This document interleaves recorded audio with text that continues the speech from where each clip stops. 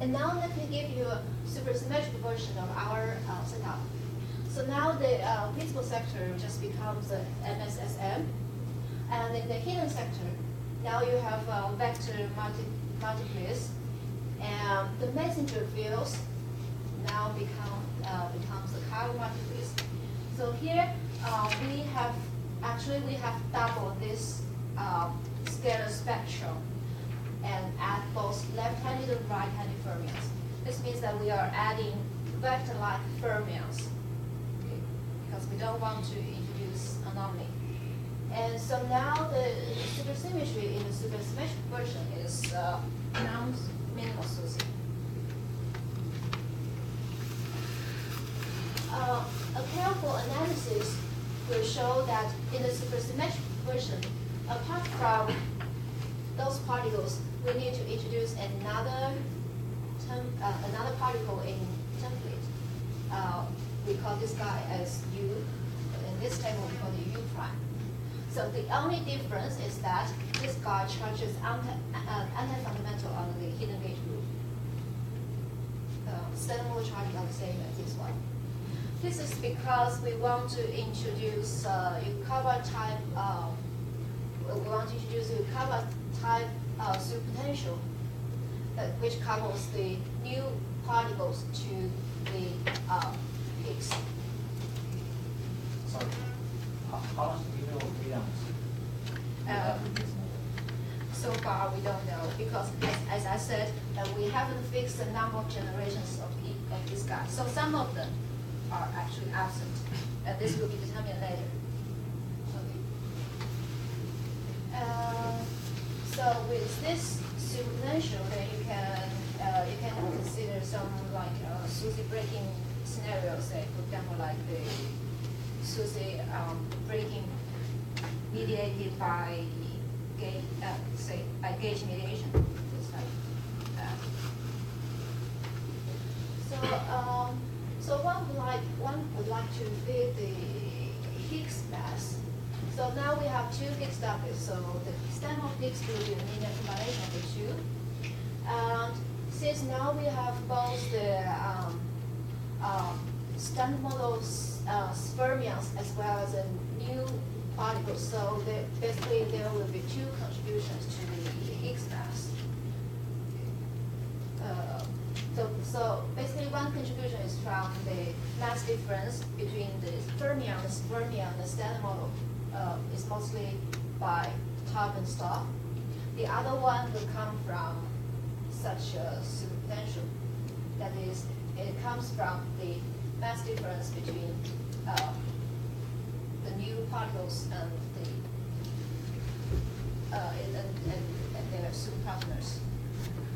So if for the standard model case, the stop is much heavier than the top, but then if in the messenger sector, if the scalar is much lighter than this fermion, this means that the two contributions have different signs.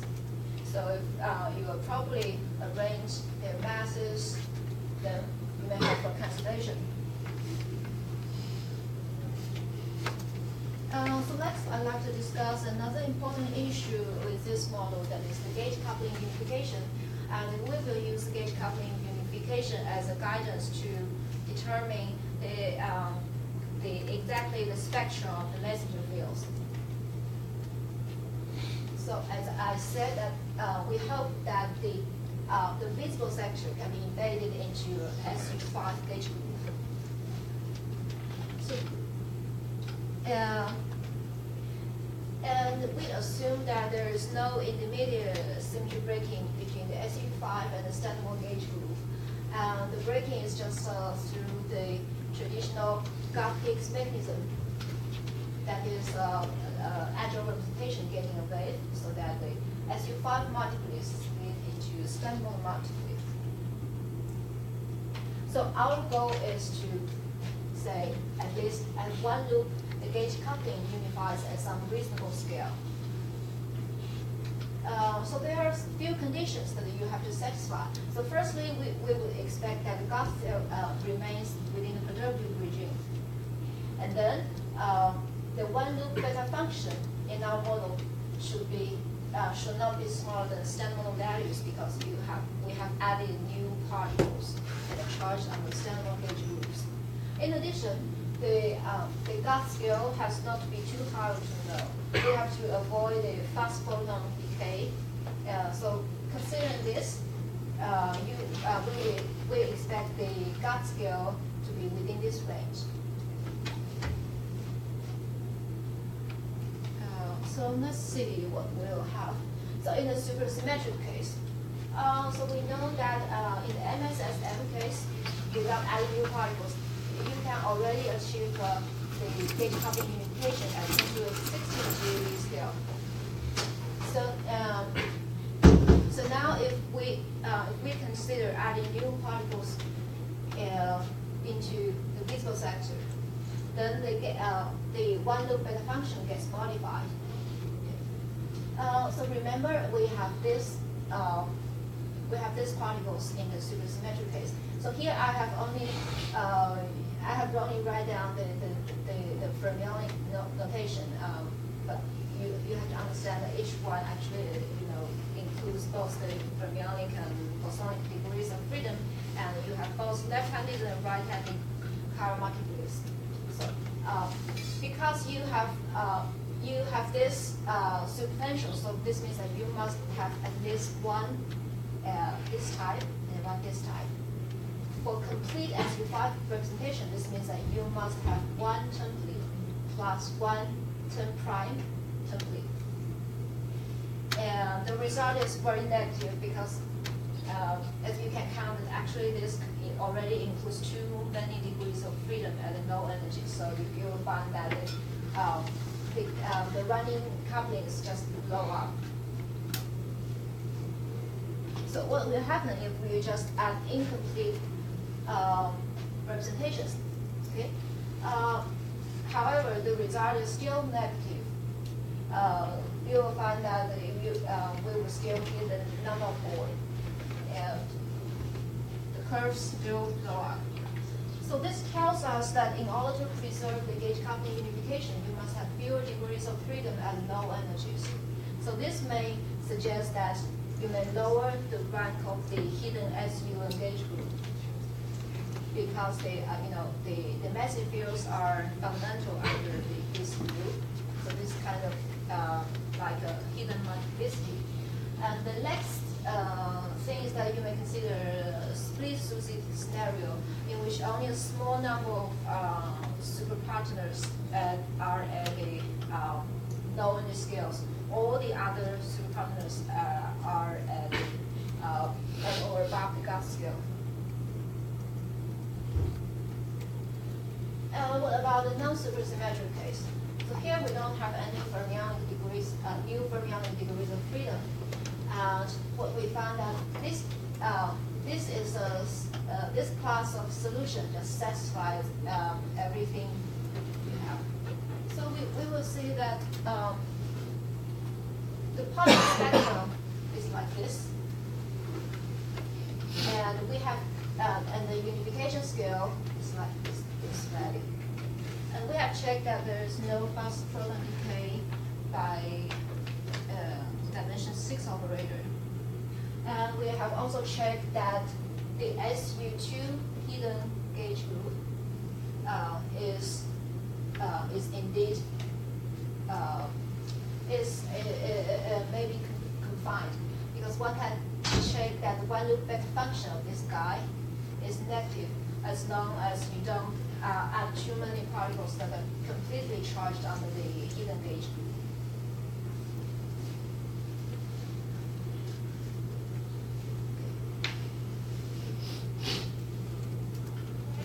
So you may notice that in the solution for the SU2 hidden gauge group case, the new particles come in the model with incomplete representations. So actually, this is quite typical even for the Gauss theories. So one famous example is just a triplet splitting in supersymmetry, which may be related to the mu problem. You may have to fine-tune the mu parameters to explain this issue. So more general strategy for generating such a mass splitting is to consider general potential that some with a lot of multiplies, and some of them gets a wave at a very high scale, and that they are decoupled. But this is very model dependent and complicated. In the context of high dimensional theory, especially with extra dimension with orbital, the explanation is like that. So fields localized at the fixed points of internal space will survive the orbital projection, and then they remain as complete representation from four-dimensional point of view. But for those fields living in the bulk are partially projected out, so they remain as incomplete representation from four-dimensional point of view. But whether a multiplet is at the bulk, is in the bulk or at the fixed points is moment dependent. So here we just assume that such a mechanism just exists. So now finally let's see the bounds of the Collider's precision observables. So the new particles having bound states, basically there are two indirect bounds. One is from the electroweak precision observable, the other is from the Higgs data. If you combine the two indirect bounds, you'll find that we just need the mass of the messenger scalars to be higher than 300 GeV. So there are many exotic bound states in our model. So for example, you may have mesons and you may have various baryons. If you assign each scalar, each messenger scalar with such a baryon number, so you have this very weird hidden baryons. So they have different weak charges and different electric charges. What's more, you may have an even weirder baryon, which is composed by two messenger fields and one standard quark. But this guy is expected to be less stable than this one. This is because the force that combines the AA prime and the standard quark is the QCD, is the quicksilver force. And the confinement scale of the QCD is just a few hundred MeV, which is lower than the TeV scale confining force for the hidden gauge group. So if there is, if one of this type of hidden baryons is electrically neutral and has baryon number 1, then this may be the dark matter candidate. But and we analyzed this radial abundance as well as direct surge. However, because this guy in the SU2 hidden gauge group case, this guy will have the unsuppressed Lie boson exchange, and this will violate the Lux limit. So this means that in the case of the hidden SU2, you don't really have the dark matter among the lowest order of the baryons. But if we go to the hidden SU3, you will find such a dark matter candidate really exists. And so here is my summary. I guess I don't need to just read them. So thank you.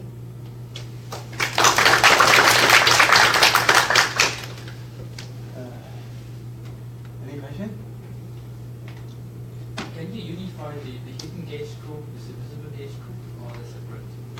Separate. So the unified gauge group in our model is SU5 visible times SUN hidden. So we are not unifying the visible and the hidden groups.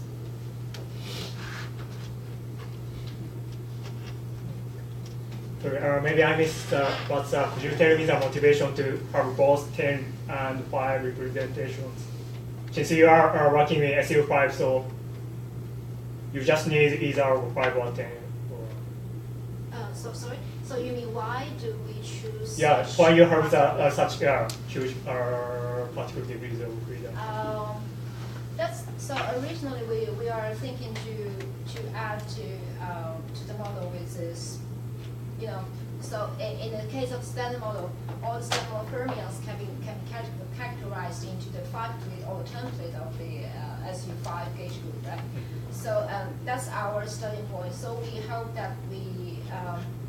But since it's a SU5, so you only need 5. Yeah. Yeah. So we are thinking that we may add a 5-plate or 10-plate to this model. And so we list a table at the beginning, but later we found that actually we don't really need all of them. So they come in incomplete representations. And the other thing is that when you write down a superpotential, a Yukawa type superpotential that couples the Higgs and the messenger fields, you will find that you will require something that is within the visible template. That is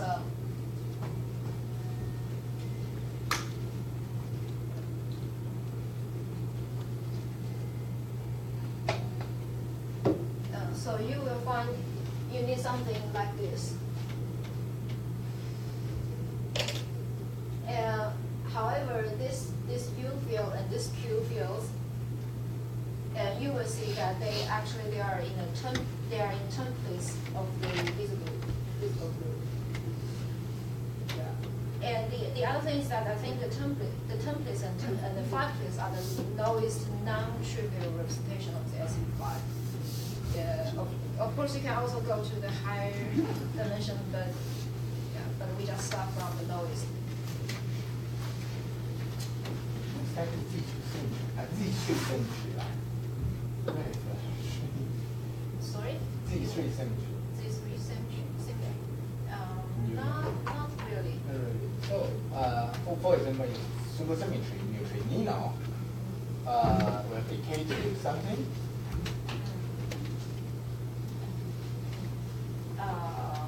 You mean in this case? Yes. What is the dark matter candidate? So the dark matter candidate in this model is a bound state. Bound state. Yes, not the neutrino. Okay. Because of the hidden confining. But neutrino cannot be stable.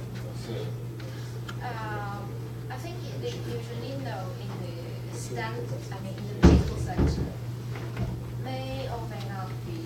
It depends on what you are going to stabilize it, or you want to decay. That is something that we haven't talked about. So in this case, we still need parity. No. No. It's great. Yeah, because actually in this model, what preserves the stability of the dark matter is the hidden baryon number. But when you talk about supersymmetry, split SUSY, you're basically telling us effectively that the low energy part is the same like in a non-SUSY case. Yeah, almost like that. Yeah. So this means that this model favors split SUSY or non-SUSY. Or non-SUSY. Yeah.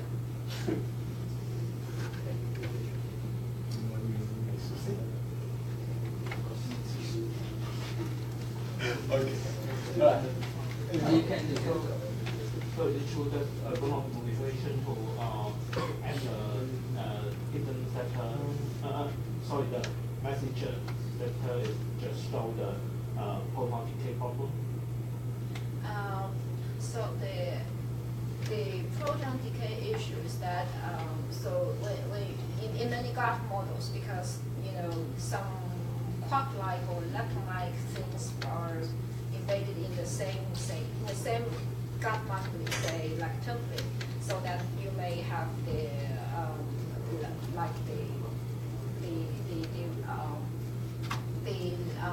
baryon violation process, something like that. Yeah, but so this is usually